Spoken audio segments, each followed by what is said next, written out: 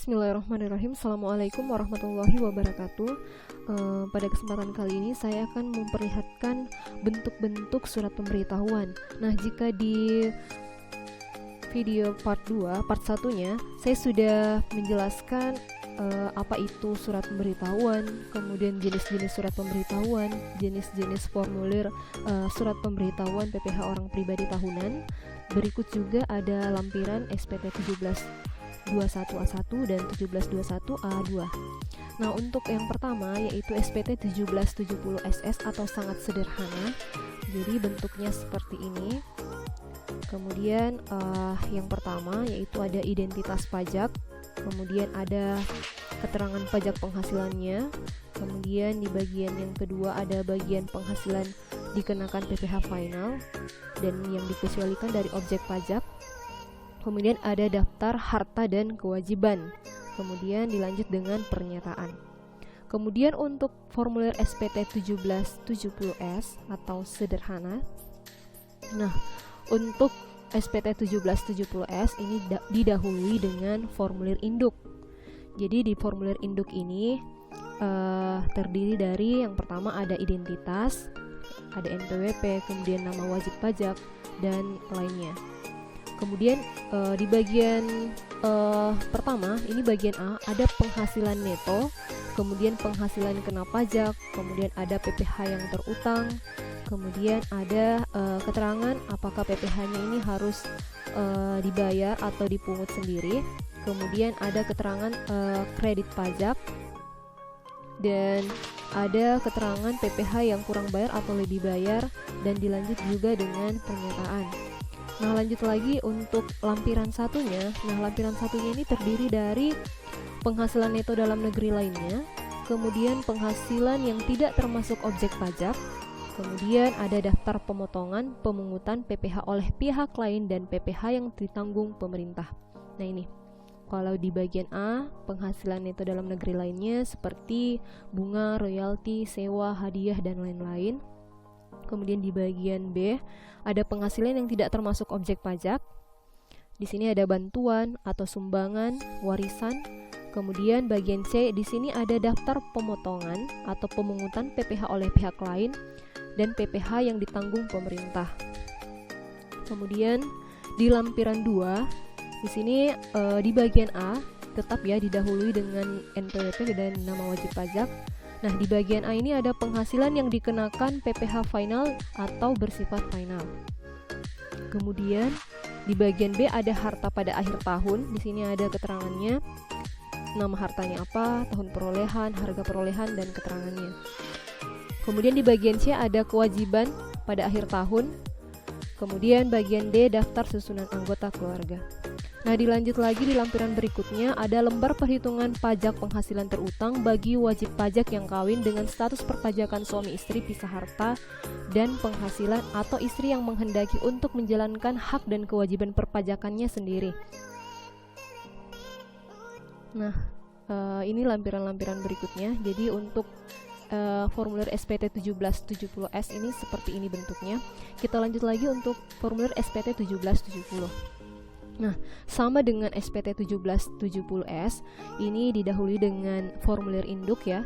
Yang pertama ini bagiannya bagian identitas wajib pajak. Ini ada NPWP, nama wajib pajak, dan lain-lain. Kemudian ada berapa data penghasilan neto, kemudian penghasilan tidak kena pajak, kemudian PPh terutang. Nah, di sini ada kredit pajak, PPh yang harus dibayar. Kemudian lanjut lagi di sini ada keterangan kurang atau lebih bayar. Kemudian ada angsuran PPh pasal 25.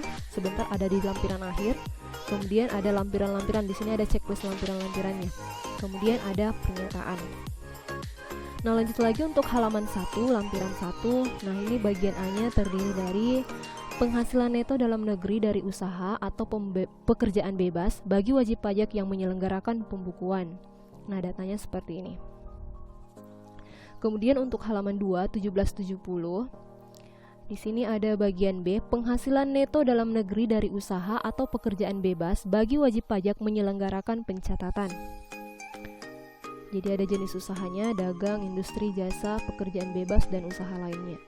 Nah, bagian C, penghasilan neto dalam negeri sehubungan dengan pekerjaan, tidak termasuk penghasilan yang dikenakan yang bersifat final. Bagian D, penghasilan neto dalam negeri lainnya. Dan selanjutnya untuk lampiran 2. Nah, di sini di lampiran 2 untuk bagian pertama, bagian A, daftar pemotongan pemungutan PPh oleh pihak lain, PPh yang dibayar atau dipotong di luar negeri, dan PPh yang ditanggung pemerintah. Nah, di sini. Kemudian kita lanjut di lampiran 3. Di sini ada penghasilan yang dikenakan pajak final atau bersifat final. Kemudian bagian B, penghasilan yang tidak termasuk objek pajak, dan bagian C, penghasilan istri suami yang dikenakan pajak secara terpisah. Nah, untuk lampiran 4, di sini ada daftar harta pada akhir tahun, kemudian kewajiban pada akhir tahun, daftar susunan anggota keluarga. Nah, ini seperti ini. Lanjut lagi untuk lampiran berikutnya, lembar perhitungan pajak penghasilan terutang bagi wajib pajak yang kawin dengan status pekerjaan suami istri, pisah harta dan penghasilan, atau istri yang menghendaki untuk menjalankan hak dan kewajiban perpajakannya sendiri. Nah, selanjutnya di sini ada daftar jumlah penghasilan dan pembayaran PPh pasal 25 bagi wajib pajak orang pribadi pengusaha tertentu. Nah, di sini jika wajib pajaknya itu memiliki beberapa usaha di berbagai macam KPP lokasi. Nah, kita tulis di sini, kita uraikan di sini alamatnya di mana, jenis usahanya apa, kemudian NPWP-nya apa, kemudian ada peredaran bruto perdagangannya berapa, kemudian berapa PPh pasal 25-nya yang dibayar. Nah, di sini. Jadi seperti itu untuk formulir SPT 1770. Kita lanjut lagi di bukti potong. Nah, seperti yang saya sudah jelaskan di video yang pertama di SPT part 1, setiap pegawai, setiap karyawan pada saat pelaporan pajak penghasilan pasti bendahara pemberi kerja memberikan bukti potong. Nah, bentuknya seperti ini. Jadi data-data yang akan kita laporkan pada saat pelaporan pajak penghasilan itu kita dapatkan dari sini. Jadi seperti itu. Jadi data yang ada di sini kita input ke pada saat pelaporan pajak di e-filing pajak. Nah, datanya kita dapatkan dari sini.